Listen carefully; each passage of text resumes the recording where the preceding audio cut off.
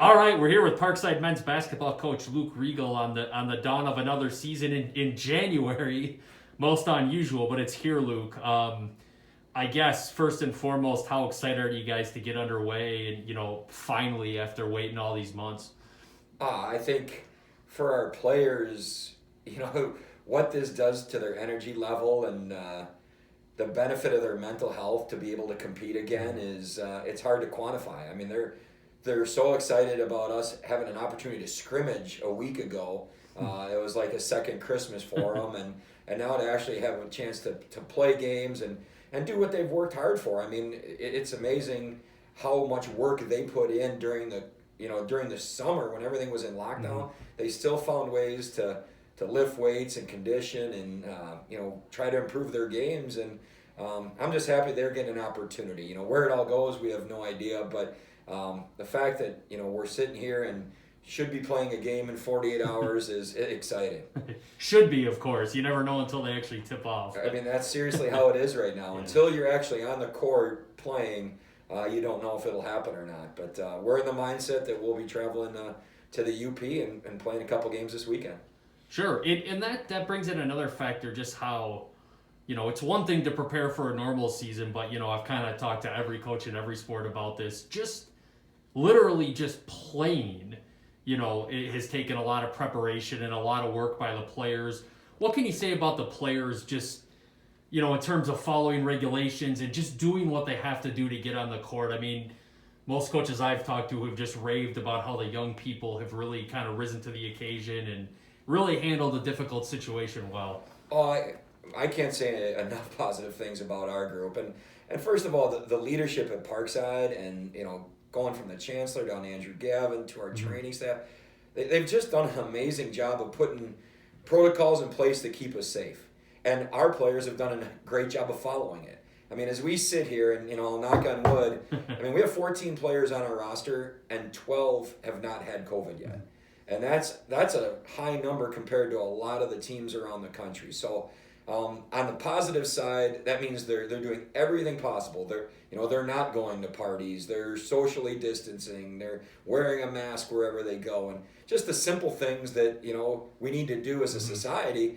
But the other part of it is, for them to get an opportunity to play now is kind of like, they've earned it.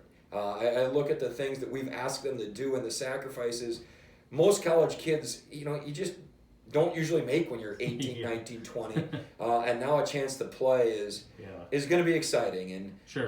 Who knows where it'll go as Yeah. far as, what we'll look like and results. But I'm very happy for our players more than anything else that we're going to have a chance to compete. And then last thing, Luke, in terms of on the court, obviously right now just playing, it takes precedence. But when you talk about the results, I know last year record-wise wasn't quite up to the, from a wins and losses standpoint, the standard that you set at this program. But I'm sure there was a lot learned, a lot that can be carried over to this year. When you talk about just on the court and maybe what you expect to see this weekend, I know there's a lot of unknowns, but what do you think the team kind of learned from last year and can carry over maybe at least a little bit early on this season? Well, that's a good question. I think, the hardships that we finished this season with, and obviously the injury at Trey had a lot to do with it, but I think we learned that there's more than just understanding basketball and doing those type of things that go into wins and losses. Like character, work ethic, being a great teammate, all those things go into whether you come out on the right side of the win-loss column. And the chemistry of this year's team, and probably because we've had so much time to spend together, has been so important. Yeah. But it's at a very high level. Like 1 through 14, they get along really well, and I can't say enough about how much work these guys have put in. I mean, our guys are getting to practice early, and I'm not talking like 5 or 10 minutes. There are guys in the gym at 45 minutes to an hour before practice, and we'll have guys sticking around after for 30, 40 minutes. So they love the game. They love to play. And I think that's something that maybe we didn't have enough of last year. Sure. So, Okay. whatever the results are, I know that they're invested 100%, and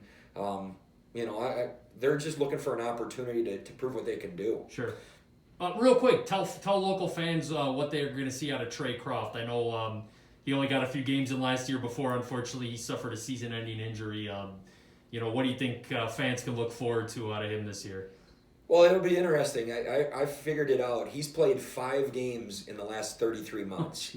Oh, with the injury last year and the year before that, he redshirted. So I'm sure there'll be some rust there.